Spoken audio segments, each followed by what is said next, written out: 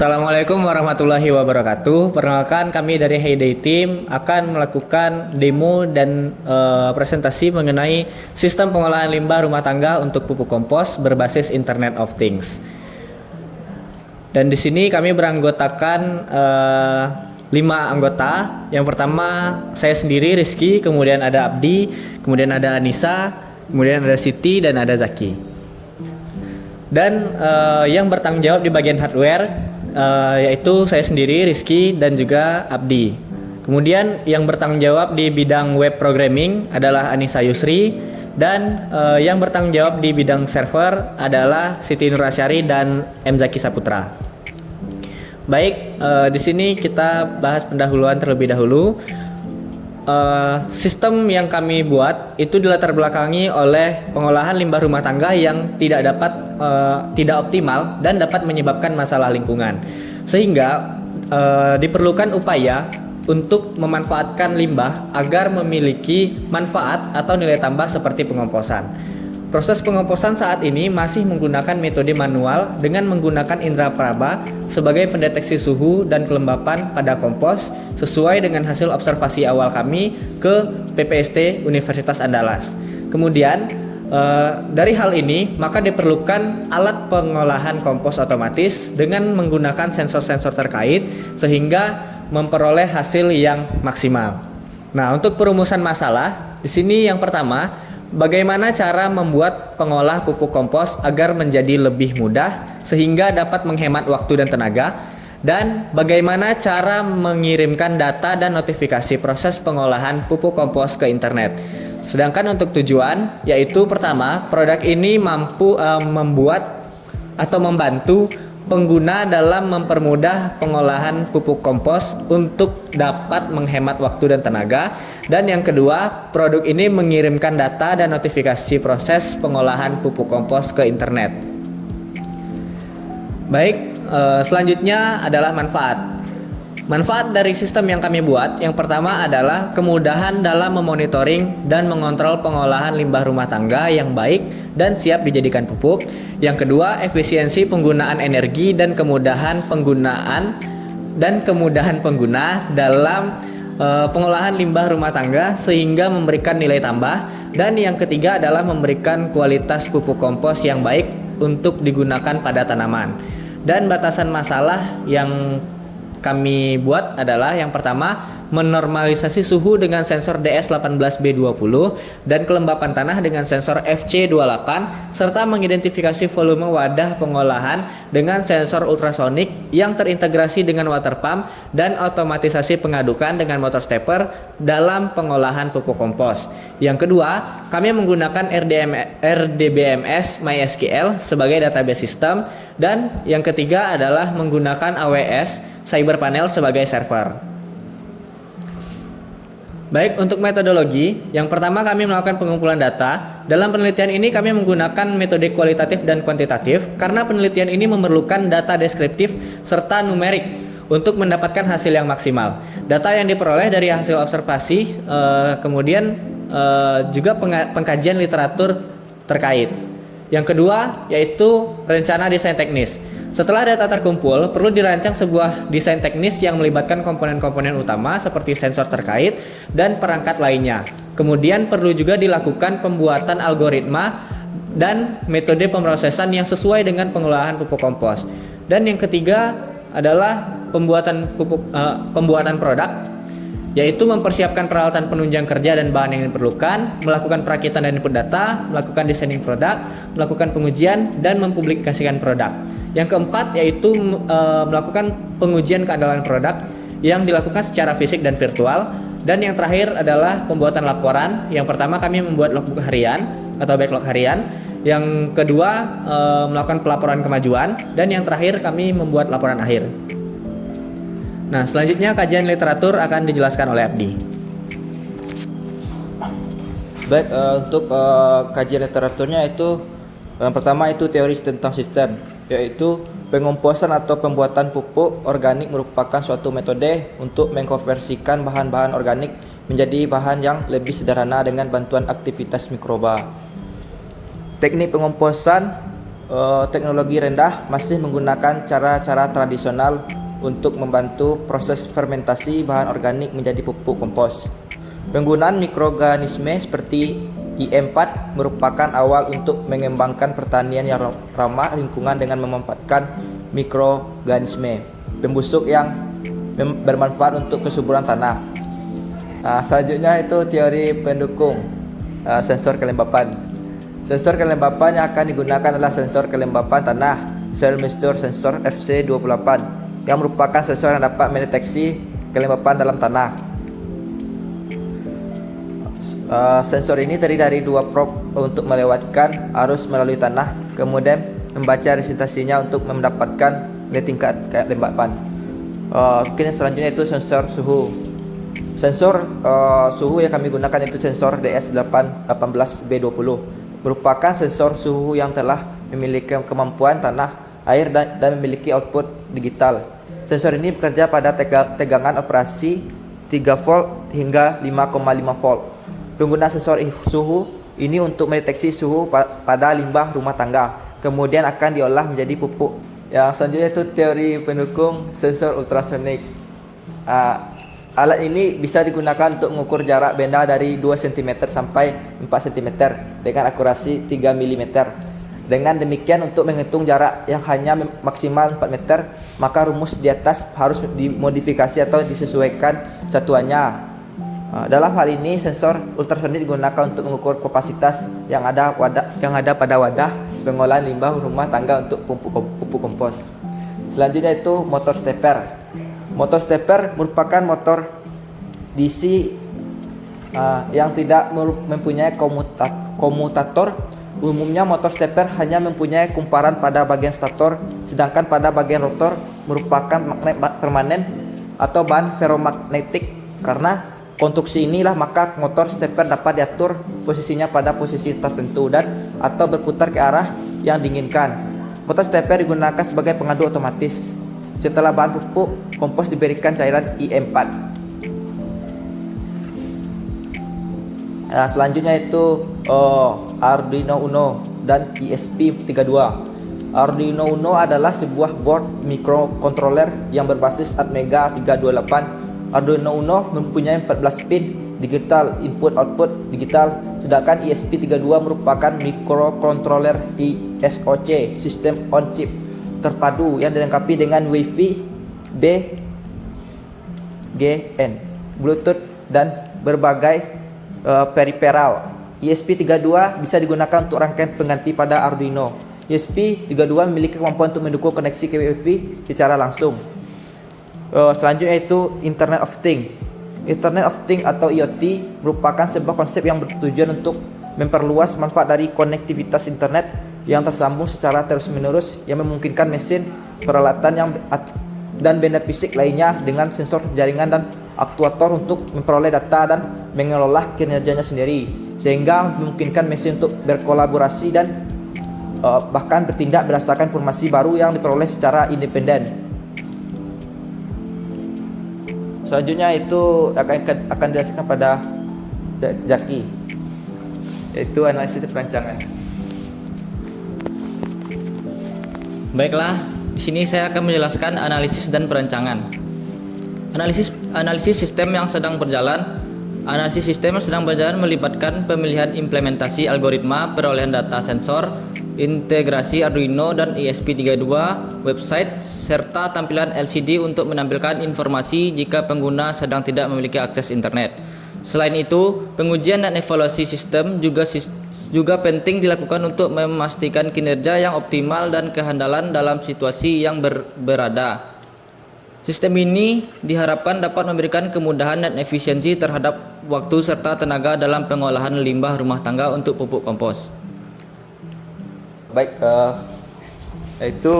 selanjutnya itu analisis perancangan, yaitu kebutuhan hardware atau perangkat keras yang kami gunakan. Di sini yaitu yang pertama itu Arduino Uno, di mana fungsinya itu sebagai microcontroller sistem. Di mana arti microcontroller ini yaitu sebagai alat pengendali sistem. Yang kedua itu ESP32.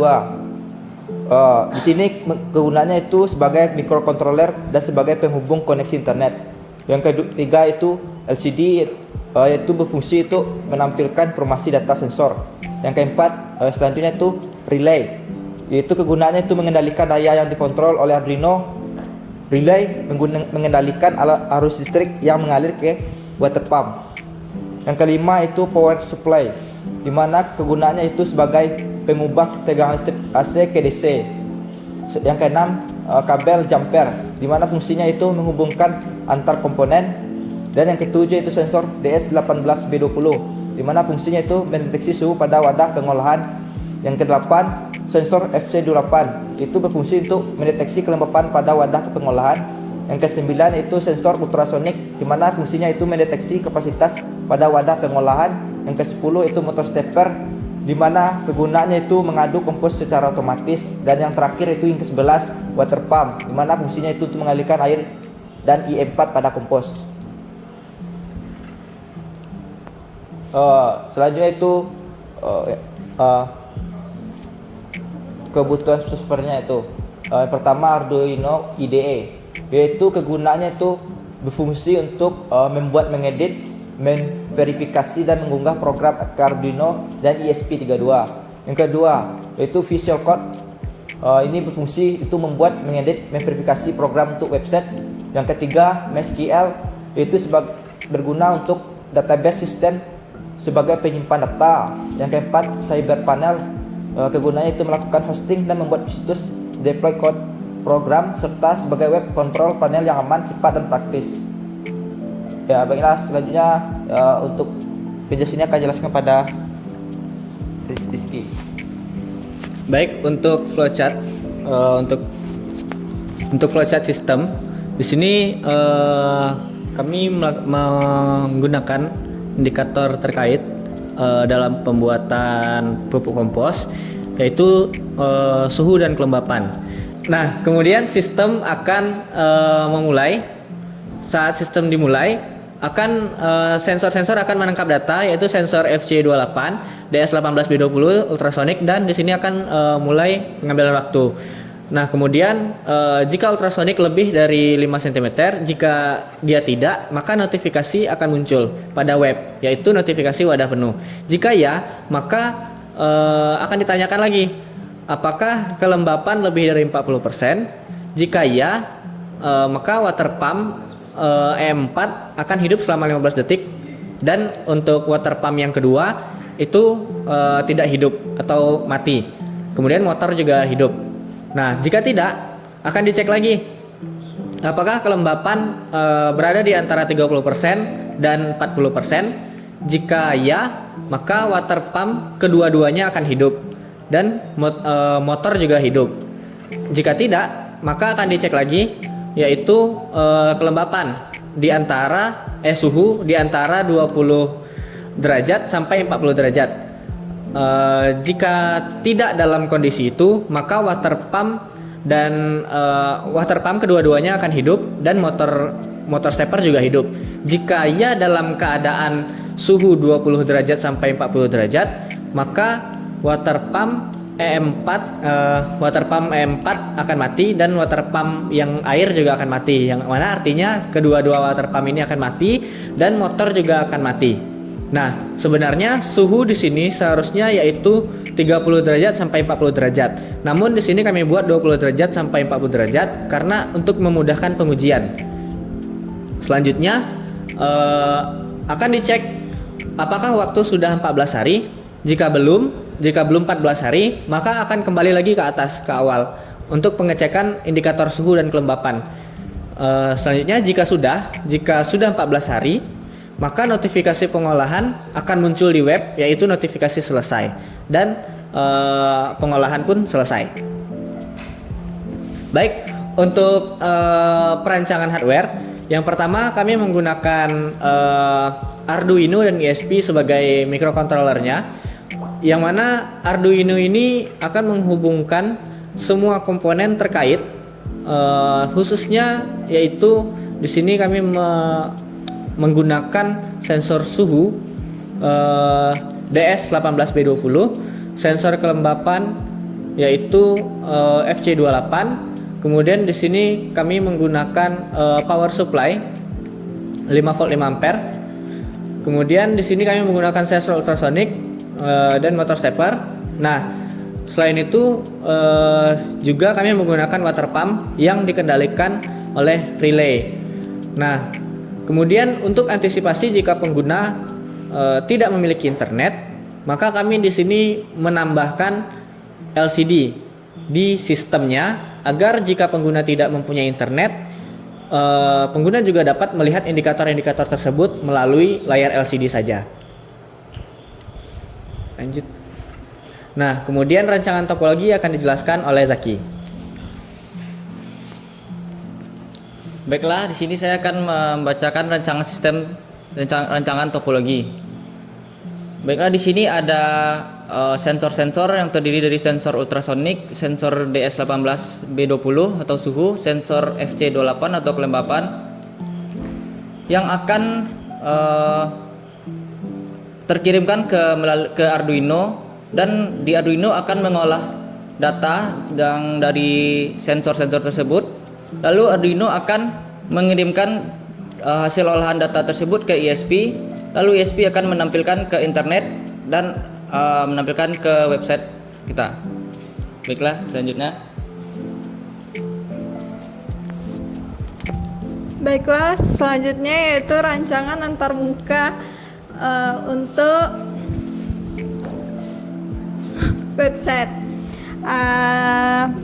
Diawali dengan setelah itu Arduino akan menerima data dari sensor. Setelah menerima data dan mengolah data, Arduino akan mengirim data ke ISP. Dari ISP kita bisa mengirim data ke endpoint melalui IP yang ada di endpoint atau backend. Setelah data diterima oleh endpoint atau backend, data akan dikirim ke database MySQL. Selanjutnya kita membuat data front end yang menggunakan framework Laravel yang terdiri dari arsitektur MVC, di mana M adalah model berguna untuk mengolah data, V berguna untuk menampilkan data, dan C untuk mengatur logika untuk aplikasi. Setelah web selesai dibuat, selanjutnya untuk setelah web jadi, kita bisa masuk ke website dan akan ada tampilan home. Lalu login. Setelah login, kita bisa tampil ke halaman home pengguna. Di sana akan ada tampilan kelembapan, suhu, kapasitas, dan waktu. Nah, nanti di home pengguna akan ada logika di mana jika jaraknya sudah 5 cm, maka akan ada notifikasi, di mana notifikasi itu adalah wadah penuh, dan pengecekan lagi jika waktu sudah 14 hari, maka akan ada notifikasi pupuk sudah jadi atau selesai. Nah, selesai. Selanjutnya akan dijelaskan oleh Abdi. Baik, untuk implementasi dan pengujian. Implementasi dan pengujian akan dilakukan setelah perancangan dan pembangunan sistem berhasil. Tahap implementasi merupakan analisa. Tahap lanjut dari analisa dan perancangan telah dibuat. Kemudian akan dilakukan pengujian untuk memastikan bahwa rancangan sistem dan pengujian sistem berjalan dengan baik. Selanjutnya itu untuk implementasi hardware perangkat kerasnya, di mana itu FC28 atau sensor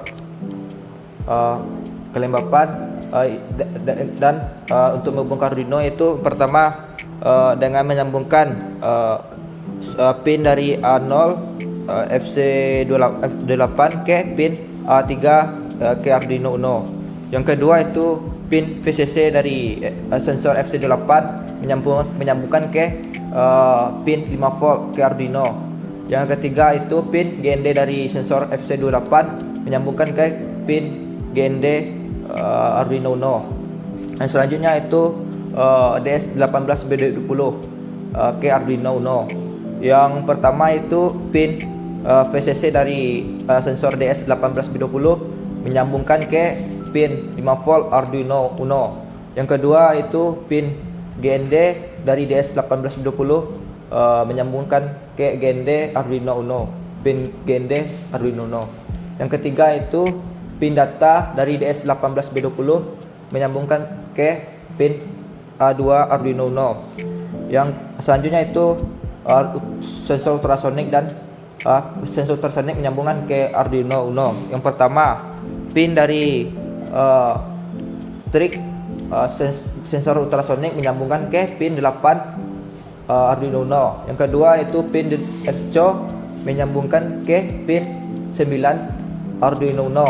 Yang ketiga itu pin VCC dari Arduino Uno menyambungkan ke pin 5 volt Arduino Uno. Yang keempat itu pin GND menyambungkan ke pin GND dari ultrasonik menyambungkan ke pin GND dari Arduino Uno. Selanjutnya itu LCD menyambungkan ke Arduino Uno. Yang pertama itu pin SCL LCD menyambungkan ke pin A5 Arduino Uno. Yang kedua pin SDA LCD menyambungkan ke pin A4 Arduino Uno. Yang ketiga itu pin dari VCC menyambungkan ke pin 5 volt Arduino Uno. Yang keempat itu pin GND dari LCD menyambungkan ke pin GND dari Arduino Uno. Yang tadi itu bisa dilihat ke tampilan PPT-nya. Selanjutnya itu untuk implementasi itu dijelaskan pada Rizky. Baik, untuk implementasi dari semua pin yang sudah ditampilkan pada tabel tersebut, maka pin-pin tersebut dihubungkan menjadi satu rangkaian, di mana dapat kita lihat pada gambar yang di atas ini bahwa Arduino Uno dan ESP itu saling terhubung, di mana semua komponen tadi akan dihubungkan ke Arduino Uno.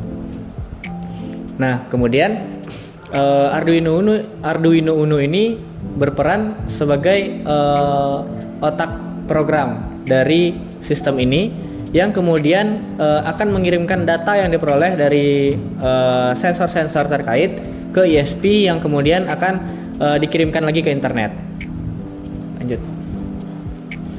Nah, ini adalah potongan program dari Arduino-nya, dan selanjutnya ini adalah potongan program dari Laravel-nya.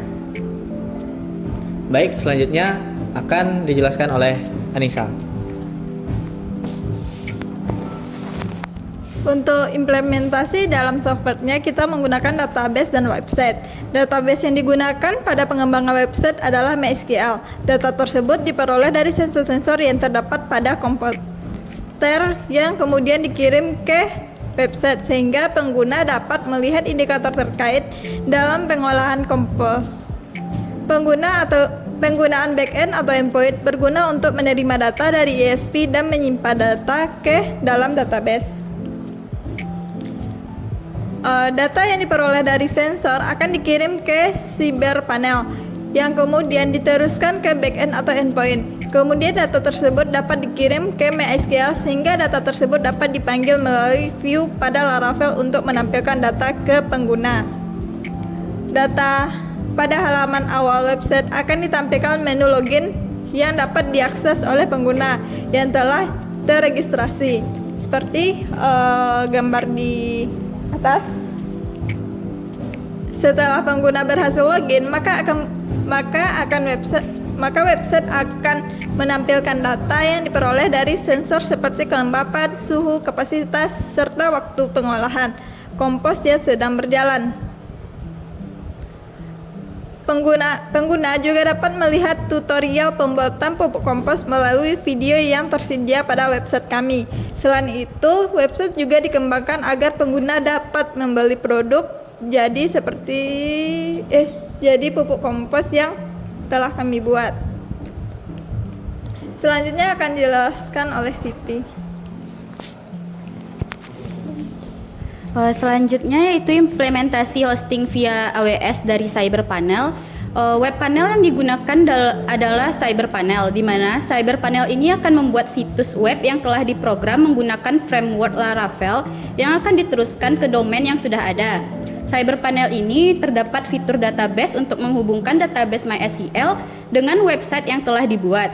CyberPanel ini diinstal melalui AWS dengan EC2 sebagai instansnya. Nah, di sini untuk mengaktifkan server dari CyberPanel ini, pertama aktifkan dulu Learner Lab dari AWS Amazonnya, kemudian hubungkan ke instance yang sudah dibuat, yaitu instance yang kelompok kami buat yaitu CyberPanel Server. Bisa dilihat dari gambar di atas. Selanjutnya, setelah terhubung, akses alamat IP public publiknya di Chrome dengan menambahkan port 8090 yang sudah ditambahkan ke dalam security groupnya di belakang IP publiknya tersebut. Setelah itu akan tampil halaman login ke CyberPanel. Untuk loginnya kita sebagai admin dan passwordnya yang sudah kita atur saat instalasi sebelum menginstal CyberPanel ini. Setelah itu di bagian website kita bisa membuat website dengan cara create website, lalu masukkan domain yang kita punya. Setelah itu akan muncul di dalam list website seperti gambar di atas. Selanjutnya untuk menambahkan kode program yang dibuat pada framework Laravelnya, masuk ke bagian manage yang melalui list website yang sudah kita buat tadi, lalu ke file manager. Untuk menampilkan layout web yang telah dibuat dapat dibagi menjadi dua folder, yaitu folder heyday dan public HTML. Seperti gambar di atas, di dalam public HTML ini semua file dan folder public yang ada pada project Laravel tersebut dipindahkan ke dalam public HTML seperti tampilan di atas. Setelah itu, masukkan database untuk project Laravel tersebut dengan cara create database. Database ini bisa import dari database sebelumnya. Setelah itu, masukkan username, password, dan nama databasenya. Jika sudah, maka akan tampil di dalam list database. Untuk databasenya dapat dilihat di dalam PHP MyAdmin yang ada di dalam CyberPanel. Jika sudah ada, maka tampilannya akan seperti di atas. Nah, setelah itu kita dapat mengakses domain yang sudah dibeli sebelumnya. Di sini kami menggunakan atau membeli domain melalui Niaga Hoster. Di sini kami menggunakan namanya highdateteamofficial.myid sebagai domainnya. Lalu lanjutkan dengan menekan login seperti sama dengan di website sebelumnya. Selanjutnya akan dijelaskan oleh Rizky. Baik, selanjutnya untuk pengujian hardware kita akan melakukan pendemoan langsung. Baik, untuk yang bagian Arduino, di sini kami melakukan import library, yaitu include one wire H, adalah temperature wire H. One wire H maksudnya, ini wire H, kemudian liquid crystal I2C dan stepper H. Di sini untuk suhu, kemudian yang ini untuk LCD-nya I2C, kemudian di sini baru untuk stepper. Nah, untuk kelembapan itu tidak menggunakan pustaka khusus karena dia langsung memanggil. Nah, di sini kita implementasikan logika yang sudah ada, yang sudah kita buat menggunakan flowchart tadi di dalam codingan ini, yaitu di sini. Jika kelembapan lebih dari 40%, maka dia water pump yang pertama ini akan hidup. Dan yang satunya akan mati. Jadi dia water pumpnya cuma satu yang hidup. Kemudian jika kelembapan di antara 30 sampai 40, maka dia kedua-duanya akan hidup. Kedua-dua motor akan hidup ini. Nah, selanjutnya jika kondisinya yaitu suhu di antara 20 sampai 40 derajat, maka akan mati ya. Jika suhu dan kelembapannya itu berada di antara 20 sampai 40 derajat, maka dia akan mati. Selanjutnya, jika suhunya di atas 40 derajat, maka kedua-dua water pump itu akan hidup. Nah, selanjutnya pengambilan data yang diperoleh dari sensor itu dilakukan setiap 1 detik.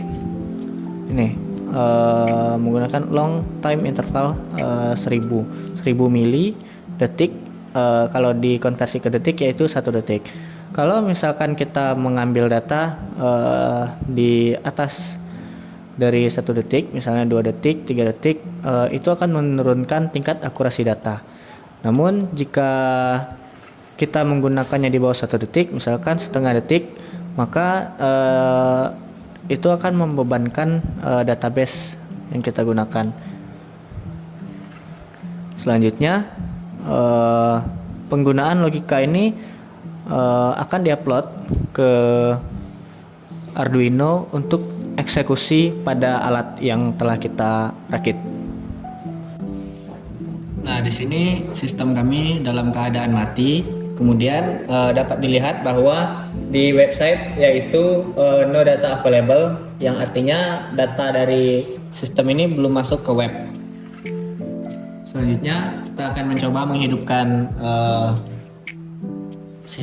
alat ini.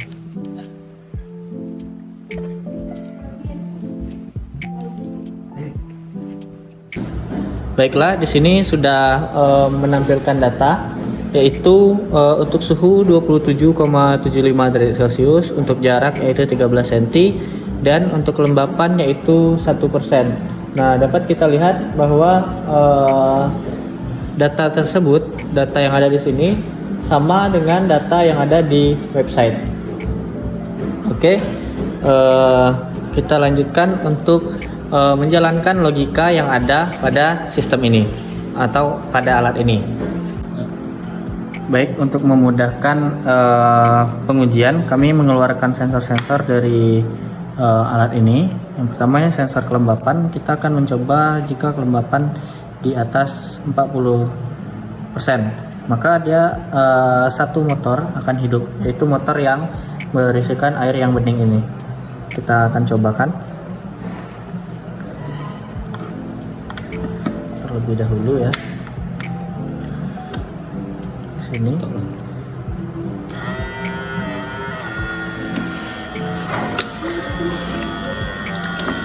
Nah, dia akan menyemprot. Nah, di sini kami tahan. Di sini tidak kami bolongin agar alat ini tidak membuat basah di sekitarannya terlebih dahulu. Nah, mungkin untuk pengembangan selanjutnya bisa dibolongin.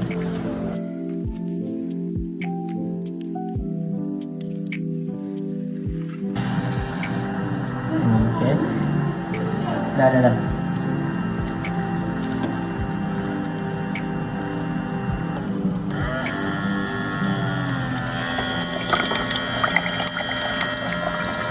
Nah, di sini airnya duduk untuk yang bagian yang bening. Nah, dia motornya akan bergantian hidup. Nah, motornya ini akan bergantian hidup. Yang ungu dia juga akan menyemprot seperti ini. Jadi dia akan bergantian hidup antara yang motor ini dengan motor ini, begitu. Baik.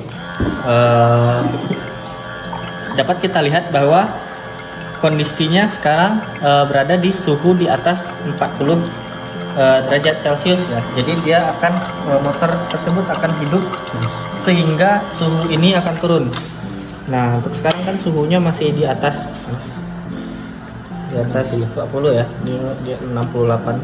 Dan kita cek di website itu juga 68, sekian ya, 37. Nah, mungkin seperti itu. Nah sekarang dia sudah berada di suhu normal, bukan suhu normal ya, maksudnya suhu di bawah 40 ya. Nah, jadi dia akan mati gitu. Nah mungkin cukup sekian ya, kita tutup lagi alat kita untuk pengujian ini. Untuk pengujiannya mungkin cukup sampai di sini saja. Untuk ultrasonik sendiri di sini bisa dilihat bahwa tadi awalnya itu ada 13 cm, 14 cm dan sekarang ukurannya sudah 11 cm karena di dalamnya ini sudah diisi oleh air. Gitu.